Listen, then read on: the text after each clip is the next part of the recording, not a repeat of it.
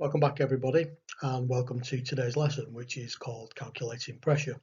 This is a lesson for Key Stage 3, and by the end of today's lesson we're going to hopefully be able to calculate the pressure of an object and hopefully be able to apply our understanding of that to different contexts. Okay, let's try and see if we can work out what this word pressure means. Let's take this drawing pin, and if against that drawing pin we pushed against it, we'd be using a force with our thumb up against that drawing pin, and that force would exert a pressure onto that drawing pin. What happens if we turn the pin round and we got the pointy bit pointing towards us, and let's say we put our thumb up against it with exactly the same force? Would the pressure on the drawing pin be exactly the same, or would it be different? Well, we're not sure about that yet, are we?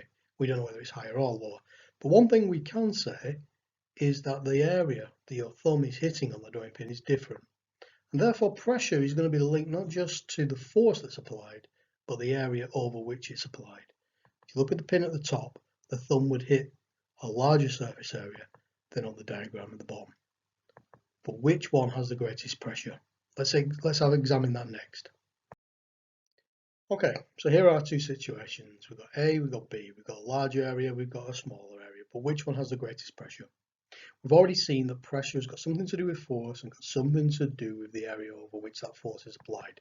And the equation that we use is pressure is equal to force divided by area. Force is measured in newtons and area is centimeters squared in this lesson.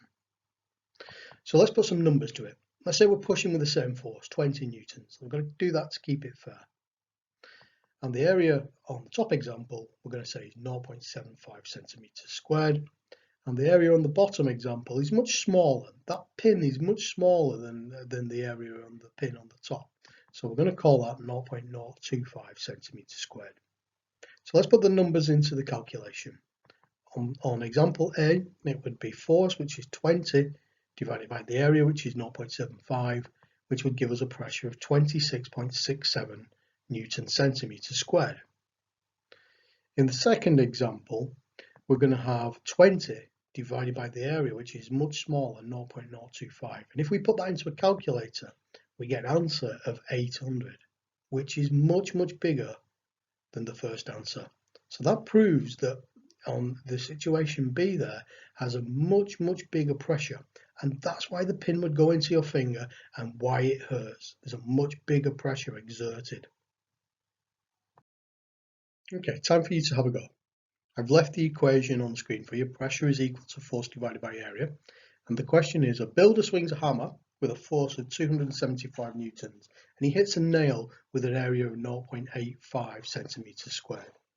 What pressure exerted on the nail? Get yourself a piece of paper and a pen and write the question down and see if you can answer it. Pause the video now and we'll check our working in a second.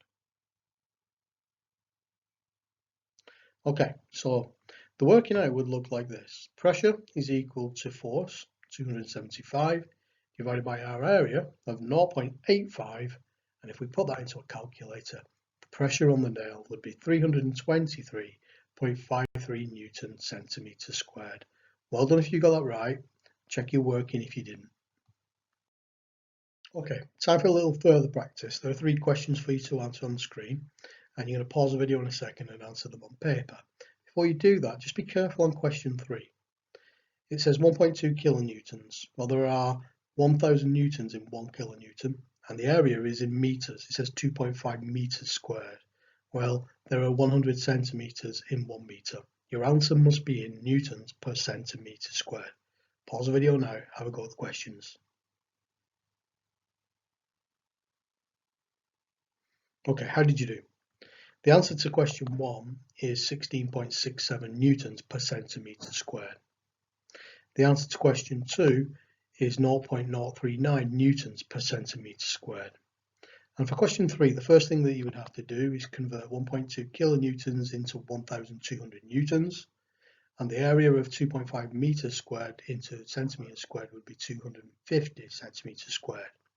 So our answer would be 4.8 newtons per centimeter squared.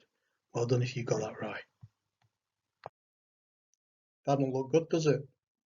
I think you're all aware now from what we've been looking at that that boy has a really big weight. That's his force. It's not his mass, not how heavy he is, but his weight is a force.